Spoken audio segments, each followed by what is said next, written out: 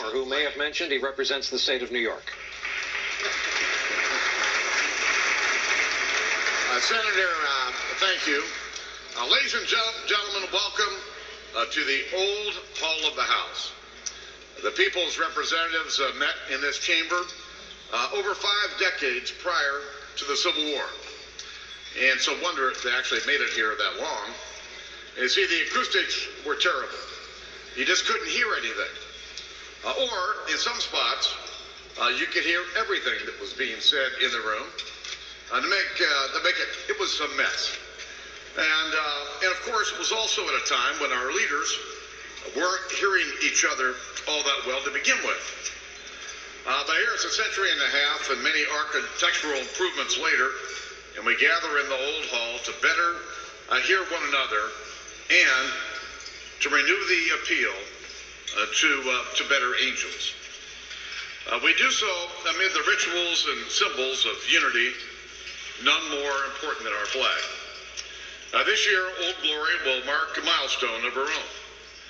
It was the spring of 1813 that the new commander at Fort McHenry ordered a flag to be flown over the entrance to Baltimore Harbor. It should be so large, he said, that the British will have no difficulty in seeing it from a distance.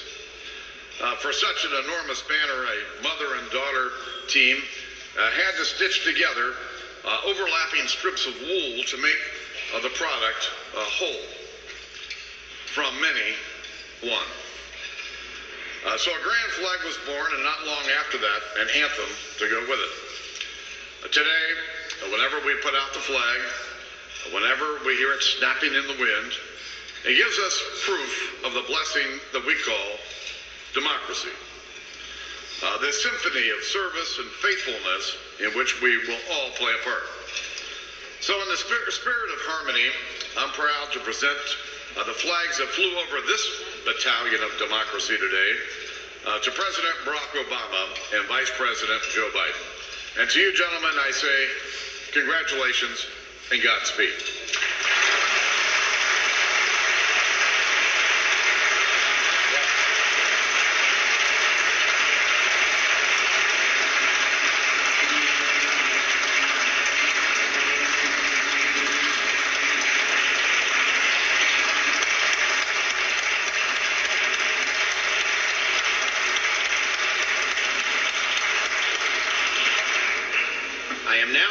To introduce my friend and colleague and partner in this inaugural endeavor, Senator Lamar Alexander, to the podium to present the official photographs.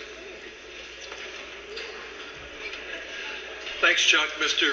President and Michelle, Mr. Vice President and Jill, President Mrs. Clinton, President Mrs. Carter, Mr. Chief Justice. One former president who's not here today, Honey and I sitting next to him, George H.W. Bush and Barbara a few years ago, and before he got up to speak, he leaned over and said to Barbara, "Barbara, what should I speak about?" And she said in a very loud whisper, "About 5 minutes, George." I'll take about 1 minute. There will probably come a time, Mr. President and Mrs. Obama, and to the Bidens, when your children are trying to explain to their grandchildren that this day actually happened. And if those great-grandchildren don't believe it, we have pictures. And these pictures are for you, and we wish you the best as you work for that common good that Mr. Cortez spoke about in the invocation, and as you so eloquently talked about in your description of the American character today.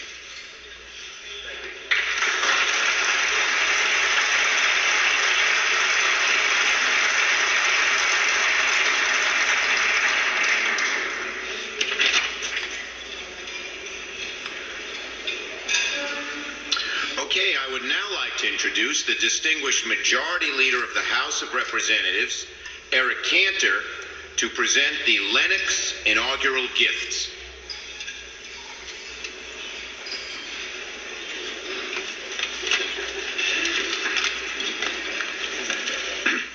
Good afternoon. On behalf of the Joint Congressional Committee on Inaugural Ceremonies, it's my honor to present the President and Mrs. Obama, Vice President and Dr. Biden, with these beautiful crystal vases. The vases are of the finest quality, full lead crystal from Lenox, China and crystal.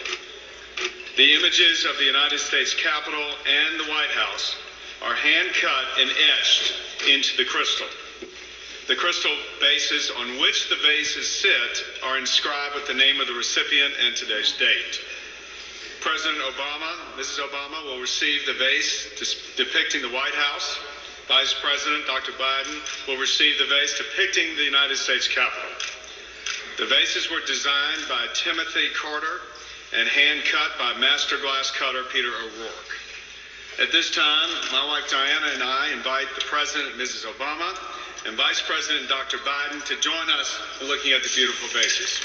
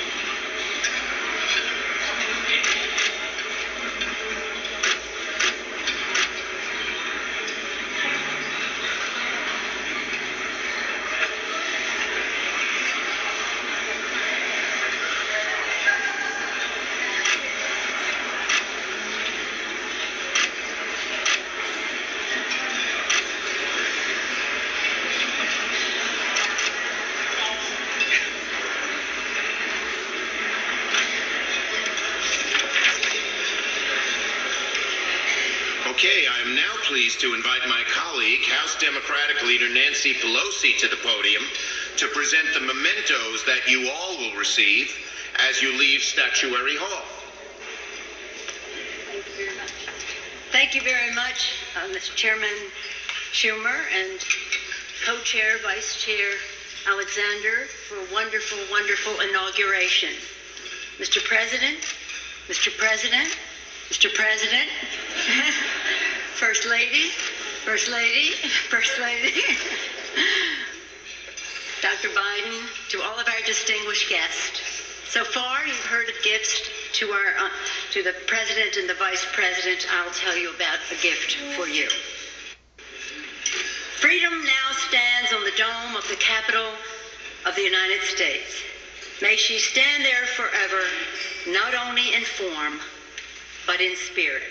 Those were the words that were expressed 150 years ago by the Commissioner of Public Buildings as the Statue of Freedom was placed atop the Capitol during the presidency of President Lincoln. That expression of the spirit of freedom is what we want you to take with you today, and is contained in this portfolio of essays you will receive from the Joint Congressional Committee on Inaugural Ceremonies, along with a framed depiction of the Capitol as it appeared at the start of the Civil War. You heard it well described by Chairman Schumer during his remarks. Today, the Statue of Freedom and that spirit of freedom watches over the Capitol as another president from Illinois has taken the oath of office. Despite the challenges of our time at home and abroad, we heard in President Obama's inaugural address a message of hope, a vision of peace, progress and prosperity, and a promise of freedom for all. May God bless you, President Obama, Vice President Biden, and your families. Congratulations with wishes for much success for you, for that is the success of our nation. May God bless you all. May God bless America. Enjoy your memento of your occasion.